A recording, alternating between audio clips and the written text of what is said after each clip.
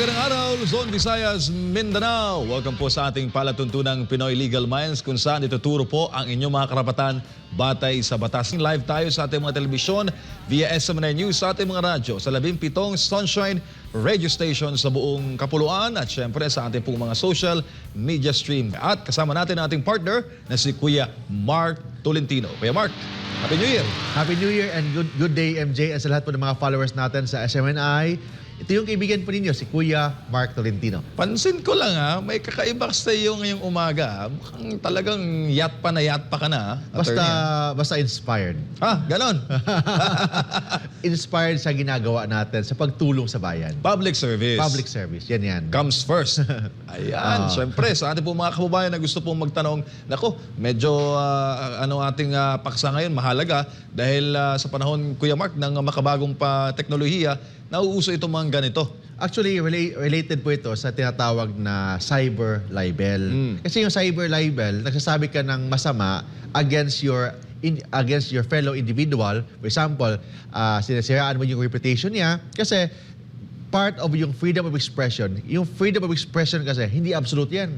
May certain limitation. And one of that is the libel law, cyber libel law. But in this case, hindi ito libel lang na ordinary nagsasabi ka ng masama. Kung hindi, nag-post ka ng mga malalaswang mga video or pictures. Yung tinatawag na cyber boso law or photo or video voyeurism act. Oo, bago yan, Kuya Mark, atin muna ang reviewin dahil may mga nakabinbin pang mga katanungan. So nagdaan po nating paksa yung anti-hazing law. Number 1 dyan yung tanong ni Agnes Natividad. Salamat sa author ng anti-hazing law. Isang malakit na papanahong pagbabago para sa mga Pilipino.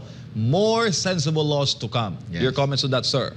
Of course, trabaho yan ng mga congressman natin, mga senador na magbigay ng mga, gagawa sila ng mga bagong batas na makatulong po sa taong bayan. In this case, yung tinatawag na anti-hazing law. Yung anti-hazing law is actually limitation yan, yung sa right or freedom of organization. Lahat tayo may freedom to organize, freedom na sasali sa isang organisasyon, freedom din na hindi sasali sa isang organisasyon. It means walang sapilitan na sumama sa isang organisasyon. But kahit na sumama ka sa isang organisasyon, walang authority ang isang fraternity or sorority na gagawa ng physical abuse, including emotional abuse sa kanilang mga new fight or new recruits. That results to death. Yes, results to death, kahit na hindi death, physical abuse. Kahit na walang physical abuse, including psychological. Psychological, there's still hazing in psychological injury. There is such thing as psychological hazing. And pinagbawal po yan sa bagong anti-hazing law. Kaya syempre, parang nagkakaroon siya ng snaps, Kuya Mark, ng mga nangyari sa kanya at nagkaroon siya ng trauma, hindi siya makatulog. Tama. But actually, itong hazing law, hindi lang ito ngayon. In fact, 100 years ago, may mga hazing na. In fact, if you read history, yung mga national heroes natin were subjected to hazing. So, but that was in 1800, 1900. But ngayon, bago na ngayon. Kailangan, kung sumama tayo or sumali tayo sa isang organisasyon, kailangan at least freely and at least bawal yung mga violent activities sa isang organization. So, ibig sabihin, mas sakalam ang mga Noy Pinoon? Mas malakas sila, no? Kasi matindi.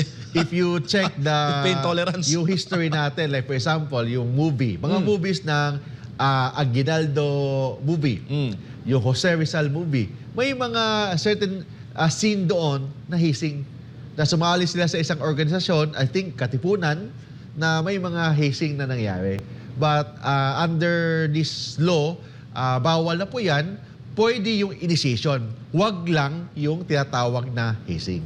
From Veronica Alojado, just a very simple explanation which very hard to understand if one has a closed mind. A mind that does not accept the truth against what one believed to be the truth. Just my penny thoughts. So yung ginagawa nga natin dito sa Pinoy Legal Minds is to explain. We will make the law simple as possible para maintindihan po ng taong bayan. Yun ang role ng Pinoy Legal Minds. Ipalapit ang batas sa taong bayan para alam nila ang batas. Hindi tayo dito nagbibigay ng mga opinion, mga yung side sa isang kaso or mga current events. Hindi. Kung hindi, pinag-usapan natin dito, ano yung laman ng batas? Ano yung batas? Ano yung sinasabi ng Korte Suprema? And explain po natin yan sa taong bayan. Yun po, that's why I'm really happy sa mga comments na nasasabi na okay daw yung mga paliwanag natin. Yes, because wala tayong pinapanigan dito. We just explain ano po yung nakalagay po sa batas. Alright, mas maraming paliwanag, Kuya Mark, dahil nandito po tayo sa ating paksa, Cyber Boso Law. Ano po bang anong batas na ito, Kuya Mark? Yung Cyber Boso Law, actually, naging batas po ito because bago ang 2009, I think 2007, 2006, or 2008, uso po yung tinatawag na mga sexual scandals. Sex scandals sa mga video, sa mga pictures na nakasend forward lang sa dati. Wala pang, ang ginagawa, Bluetooth. Send them through Bluetooth, yung from video 1, papunta sa isang cellphone, papunta sa ibang cellphone through Bluetooth. So, daming kumakalat na mga sex scandals. That's why may batas na anti-photo or video voyeurism. So, ano yung tinatawag na photo and video voyeurism? Sabi ng batas, taking photo. Ano yung Tagalog? Taking photo, nag-picture ka. Pagkuha ng litrato. Or video coverage of a person or group of person performing sexual activity or similar act without consent or capturing the private part of the body of a person in a circumstance na na-expect siya ng privacy tapos pinicturean mo yung masilang bahagi ng kanyang katawan. Walang consent sa kanya. It means, itong photo or video voyeurism, ang pinag-uusapan natin dito, nag-video ka ng isang tao gumagawa ng sexual activity o nakahubad na walang pahintulot. Yun po ang sabi ng anti-photo or video voyeurism or in layman's term, Cyber Boso Law. Oo, grabe. Yung mga panahon na yun, Kuya Mark, meron palang ganon? 2008, 2007? Yes. Mga artista, di ba? Involved May artista na involved. If you check the history of that, yung dalawang artista, ang final po ng babae is Republic Act 9262. Psychological abuse daw, emotional abuse, kasi binidyohan daw siya na while doing their sexual activity. Sabi ng bata, na-dismiss ang kaso.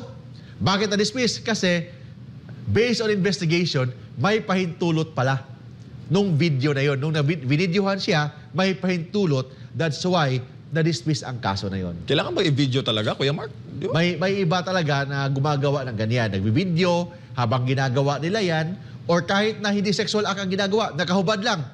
Binidyohan niya sarili niya, tapos pinorward niya sa boyfriend niya, binidyohan niya sarili niya, pinorward niya sa girlfriend niya, ninakaw ang cellphone. Paano yan? Pag ninakaw ang cellphone, tapos kumalat na. So, in fact, gumagawa ng mga, ngayon, hindi lang sa dati, Bluetooth lang. Ngayon, iba na. Pwede mo na ipadala through social media. Messenger, mga Viber, mga Telegram, mga WhatsApp, mga ganon. So, mas mabilis kumalat. So, that's why may batas po tayo, yung tinatawag na Anti-Photo or Video Voyeurism Act. So, dahil pala ganon, ay kumbaga nag-craft ng batas specifically for this act. Yes, for this, yung tinatawag na sexual scandals. Kasi dami kasi mga Filipino na naging biktima. Lalo na yung mga kabataang mga babae na biktima sa sex scandals na mga nangyayari. So that's why may batas po na ito.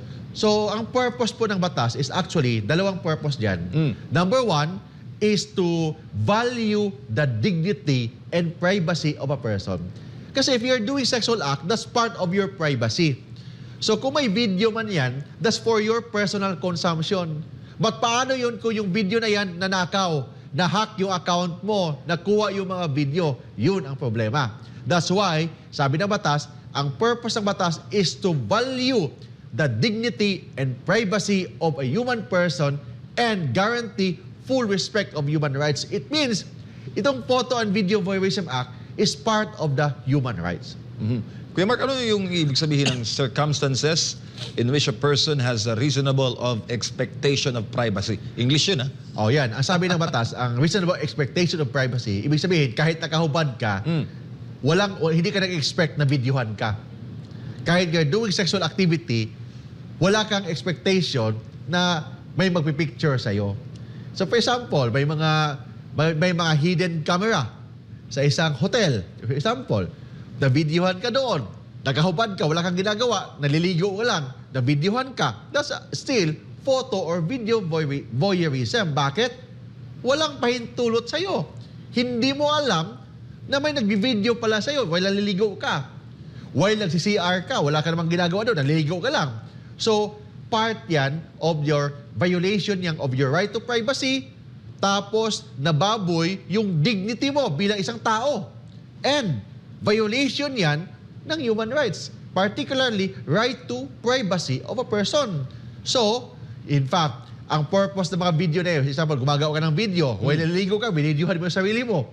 Pero gusto mo lang, while you're doing sexual activity with your husband or with your wife, nagbi-video kayo, that is for your personal consumption. But paano pag na-leak? Paano kung ninakaw yung cellphone mo? Paano pag yung account mo, nakuha yung password, nakuha yung mga malansuang video mo? So in that case, paano yun? That's why may batas po na anti-photo and video voyeurism. Naku, kaya maselan tong batas na to. Pero ang kainaman, yung dignidad ay kanyang itinatayo, Kuya Mark. Oh, tama. So actually, this is to protect privacy. Kasi actually, yung privacy ng isang tao, if you compared right to privacy nung panahon po ni Dr. Jose Rizal at right to privacy ngayon, iba na. Kasi dati, wala namang mga social media. In fact, kung sumulat ka sa kaibigan mo, sa girlfriend mo, in writing, ipapadala mo pa from, for example, in Mindanao, papuntang Metro Manila, I think 2 linggo, 1 buwan pa bago ma-receive. Ngayon, 1 pindot lang, na-receive na. So, ang right to privacy ngayon, hindi na sing private before. That's why, kailangan ng more protection sa right to privacy ng isang tao. Ngayon, lalo na sa modern technology natin ngayon. Kuya Mark, pag ang tao ba ay nakadamit panloob, yan po ba ay capture pa rin ng batas? Yung sabi ng batas na yung tinatawag na private part of a body of a person, capturing the private part of a person, is it considered a photo or video voyeurism? For example, may naligo dyan nakabikini sa swimming pool, pinicturean mo, is it considered photo or video voyeurism? Binidyohan mo, nakabikini siya, sexy, naliligo sa swimming pool sa isang dagat doon sa Boracay Beach Resort. Pinicturean mo, walang pahintulot. Is it considered photo or video voyeurism? Hindi.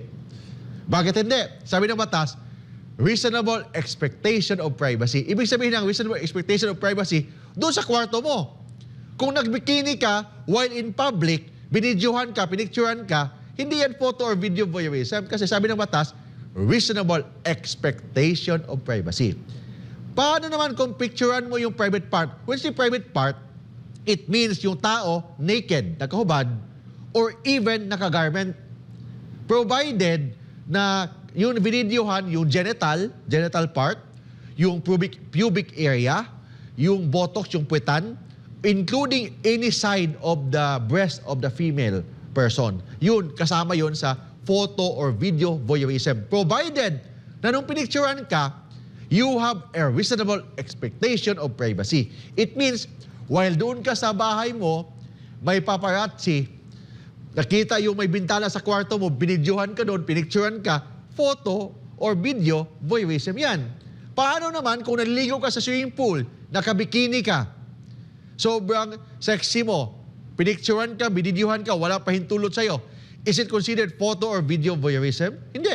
Kasi sabi ng batas, in order to be liable of photo and video voyeurism, you have a reasonable expectation of privacy. It means, kahit nakahubad ka, hindi mo akalain na may nag-video sa'yo, na may nag-picture sa'yo. So it means, kung doon ka sa public, normally, mayroon talagang mag-video sa'yo, may mag-picture sa'yo kung sa public ka. But if you're in a private place, may nag-video sa'yo, wala pahintulot, doon pasok ang anti-photo or video voyeurism. Naku, kailangan pala ma-establish, Kuya Mark, yung reasonable of expectation of privacy, bago ang lahat.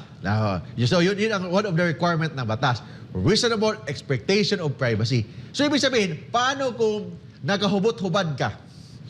Naliligo ka sa isang beach kasi may mga nude beach. I think in Manila, or not here in Manila, I think somewhere in Mindanao, may narinig ako nude beach. Nude resort. Paano kung nakahubad kayo lahat doon, naliligo, binidyohan kayo? Is it considered photo or video voyeurism? Hindi. Bakit? Public place, nakahubad kayo lahat doon. Public place yun. Wala kang expectation of privacy.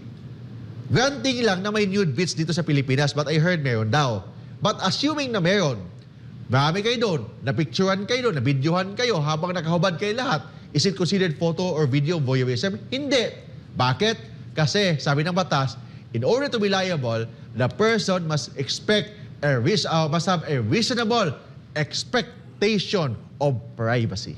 Anong ibig sabihin, Kuya Mark, ng capture sa batas? Capture, kasama sa capture yung pag-film, yung tinatawag na pag-video, pag-picture, pag-record, pag-broadcast, yun ang tinatawag na capture. It means, habang naglakad ka doon, binidyohan ka, pinicturean ka, nirecord yung ginagawa mo doon sa kwarto mo na hindi mo alam, yun ang tinatawag na capture.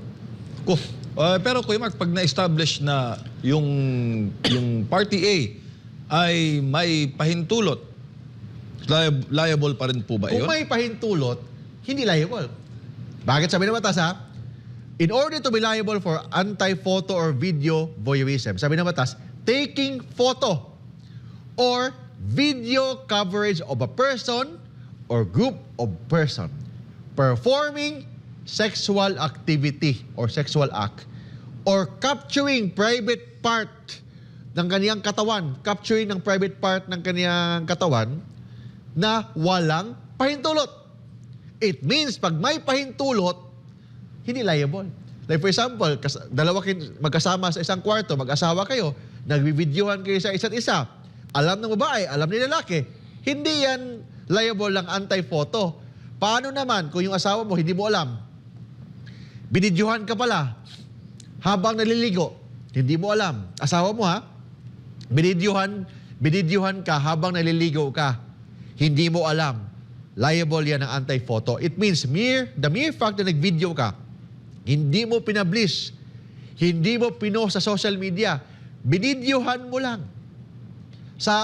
While naliligo siya, liable ka na ng photo or video voyeurism. Naku, Kuya Mark, may mga instances pala na may mga nababasa tayo mga balita na di umunoy may mga hotel na may ganong mga the moves, may mga hidden camera. Anong babala mo, Kuya Mark, sa mga hotel establishments na may ganong mga hidden cameras na inilalagay sa bawat kwarto?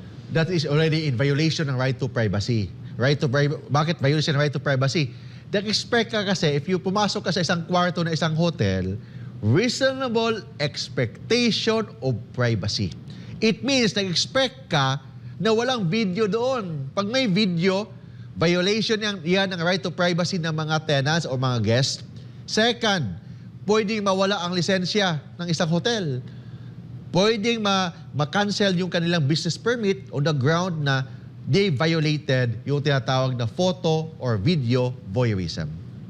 Katakot-takot pa siguro, Kuya Mark, na penalty yan. Pwede maipasala yung hotel na yan pag may ganong modus. Aside, hindi lang masaya ang hotel, ang officers ng hotel, for example, the CEO, mga directors, can be criminally liable. Lalo na pag may pahintulot sa kanila na lahat ng mga CRs, na lahat ng rooms ng hotel, may video. So kahit na hindi sexual act, mere fact na na-videohan mo ang nude part, nude, nakahubad yung babae o nakahubad yung lalaki, that is already photo or video voyeurism. Pero may mga instances, Kuya Mark, na may example, may mga hotel na parang pagpasok mo, parang iba yung pakiramdam mo yun. Parang may nanonood, parang gano'n. No? Have you experienced that? Ay, di naman. Hindi. Parang may camera parang magdududa ka. Kailangan mo talaga, pag pumasok ka sa isang hotel, tingnan mo talaga kung safe ba yung hotel na yan. Mas maganda if you check in sa isang hotel, kailangan yung reputable naman na hotel. Huwag naman yung walang pangalan kasi safety ang pinag-usapan, lalo na pag matulog ka sa isang lugar. Oo. So yung pala yung wisdom na dapat doon ka sa mga high-end o mga kilala. Hindi Kilala. yung sa mga maliliit na hotel. Not necessarily mahal. At least kilalang hotel na alam mo na pwedeng pagkatiwalaan. Kasi mahirap kayo, Max, sa mga panahon nito. Isang click, isang post lang sa video, di ba? Talagang magbabayar. Kahit nga hindi pinost. Hindi pinost. The mere fact na minidyohan ka, the mere fact na pinicturean ka, while naliligo ka, hindi mo alam, that's already a crime of anti-photo or video voyeurism. Hindi kailangan i-post. The mere fact na binidyohan ka is already a crime. The mere fact na pinicturean ka while you are expecting, right, the reasonable expectation of privacy, binidyohan ka, pinicturean ka, hindi mo alam, that is already a crime of photo or video voyeurism. Iba ba ang bigat, Kuya Mark, pag ang subject niyan, pag ang biktima ay lalaki at ang Same biktima lang. ay babae? Same lang babae at saka lalaki. Ang pagkakaiba lang, kung ang binidyuhan mo, ang breast ng lalaki, hindi yan matatawag na private part. So hindi siya crime of, example, naka-short pants si lalaki, binidyuhan mo siya. Are you liable of photo or video voyeurism? Hindi. Bakit? The breast part ng isang lalaki, hindi yan matatawag na private part. But pag breast part ng isang babae or any portion of the breast ng isang babae is already considered private part. So pag binidyohan mo yon without her consent, crime na ng anti-photo or video voyeurism. Nako, alam mo naman, Kuya Mark, sa mga makabagong panahon ngayon, mukhang napapadalas yung mga ganoong kaso eh. No? Yes, tama. But ang problema, hindi nga alam ng kababayan po natin. That's why, itong Pinoy Legal Minds, sinasabi natin, ito yung batas. Bawal po yan. Bawal kayo videohan, lalo na pag walang pahintulot. Walang pahintulot, but we are talking here in a private area. For example, naglalakad ka dyan, nakabikini ka, binidyohan ka, pinicturean ka, is that person liable of photo or video voyeurism? Hindi. Because in photo or video voyeurism, kailangan kung videohan ka man under reasonable expectation of privacy. Ako, so kung sa biktima, Kuya Mark, yan dapat ang una niyang i-establish. Wala Yan. siyang alam na First, binibidyohan siya. Wala siyang alam na binidyohan siya. Second, kailangan nung binidyohan siya, nag-expect siya na reasonable expectation of privacy sa isang lugar, for example, sa kwarto, sa bahay nila, In good faith. in good faith. Hindi pwede na habang nakabikini siya, doon po sa isang beach resort sa Boracay, binidyohan siya, hindi yan photo or video voyeurism. Because under the law, it should be reasonable expectation of privacy. Naku, alam mo naman, Kuya Mark, sa ating mga kababayan ngayon, ang mga walang alam sa batas, talagang mapaparusahan pag gumawa ng ganoong Yes.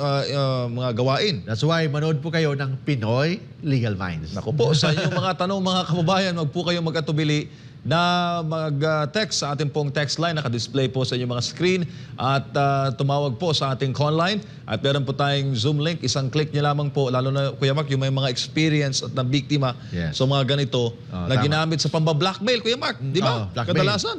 Tama. Ginagamit sa blackmail, so kawawa yung mga babae. In fact, mga lalaki, may biktima ding mga lalaki sa blackmailing. So, kailangan alam nila ano yung mga batas para at least maiwasan po nila maging biktima ng blackmailing. Kuya Mark, base sa iyong karanasan sa batas na to, mataas ba yung success rate na may papakulong mo yung suspect? O, Ang problema sa batas na correspondent? ito, daming hindi alam sa batas na ito. Kailangan kasi may proof tayo na you are in a reasonable expectation of privacy. Normally, ang ginagawa kasi ng mga sex scandal, if you check the usual sex scandals na nangyayari, may consent. May consent ni babae, may consent ni lalaki na videohan sila while doing sexual act. So ang tanong dyan, pag may consent, hindi mo pwedeng idemanda ang iyong asawa, yung boyfriend o yung girlfriend ng anti-photo or video voyeurism. Kasi sabi ng batas, taking photo without consent. But don't forget, iba yung consent sa taking photo, iba yung consent sa pag-copy ng video. For example, kinopya mo yung video. Kinopya mo, binenta mo, pinablis mo. Another crime yun. Ibig sabihin, not because binigyan ka ng pahintulot ng iyong girlfriend o yung asawa na videohan mo siya, hindi ibig sabihin na binigyan ka din ng pahintulot na kopyahin ang video. Ibenta ang video, ipublish ang video. Kung ipublish mo yan, kahit na may pahintulot ka na kunan siya ng video or picture, liable ka pa rin ng anti-photo or video voyeurism. Kuya Mark, paano ma-establish yung, kumbaga, consent? Verbal? O in writing? Paano po ba yun? Yung consent, the mere fact na makikita mo naman sa video, pag nakita din yung camera, na ganun, hi, hello, ganun pa. Not necessarily not necessarily sabihin mo, okay, may problema. Hindi. Not necessarily ganun. Pwedeng express consent, pwedeng implied consent. When you say consent, alam niya na binidyohan siya, wala siyang ginagawa. For example, nag-video yung lalaki, tapos sabi ng babae, hi, hello, while nakahubad. That's already an implied consent. So it means, hindi mo pwede madimanda si lalaki sa anti-photo or video voyeurism kasi ikaw babae, nagbigay ka ng pahintulot na videohan ka habang nakahubad.